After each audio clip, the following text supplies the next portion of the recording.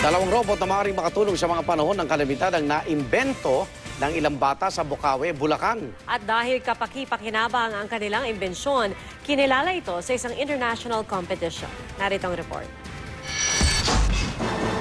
Sa bawat bagyo, sunog o anumang sakudang tatama sa ating mga kababayan,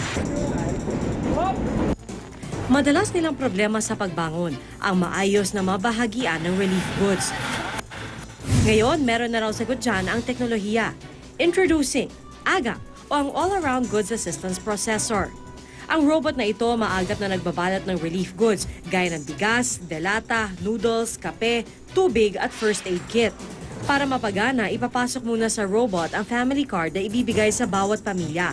Kailangan daw yan para pantay-pantay na makakakuha ang bawat pamilya at di mauwi sa hoarding o walang habas na pamamakyaw.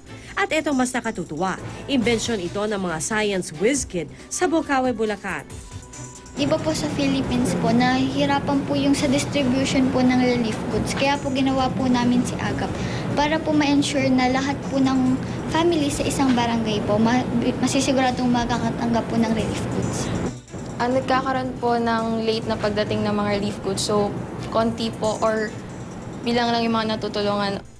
Malaki mang robot, alam nyo bang pinagagana lang ito ng mga tipikal na baterya? Ang iba pa nilang kaeskwela, may imbensyon ding robot. Meet Ahon o All-Around Homing Operative of Nature, isang early warning system. Sa main device nito, nakakabit ang mga probing sensor na nakakadetect ng mga kalamidad, gaya ng baha, lindol, tsunami at wildfire. Pag may nasagap itong kalamidad, magpapadala ito ng warning signal sa mala wristwatch na ito na pwedeng suotin ng kahit sino. Kung baha ang partikular na babala, iilaw naman itong electronic flood map na magtuturo ng pinakamalapit na evacuation center.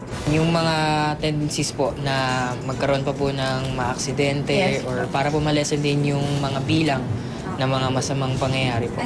Ito pong sensor probe, meron siyang barometric sensor, acceleration sensor, and ultrasonic sensor. Nadedetect niya po ang 4 na natural disasters. Ang mga robot na ito inilaban at nanalong Best in Presentation sa First Lego League World Festival sa Amerika. Patunay na sa bansang kakabit na ang mga kalamidad, umuusbong ang mga wais at maabilidad na humahanap ng solusyon. Kailangan na lang nila suporta para ang kanilang mga obra mapakinabangan ng iba. Ito pong mga study grants or mga funds ay para po sana masustain yung interest ng mga bata.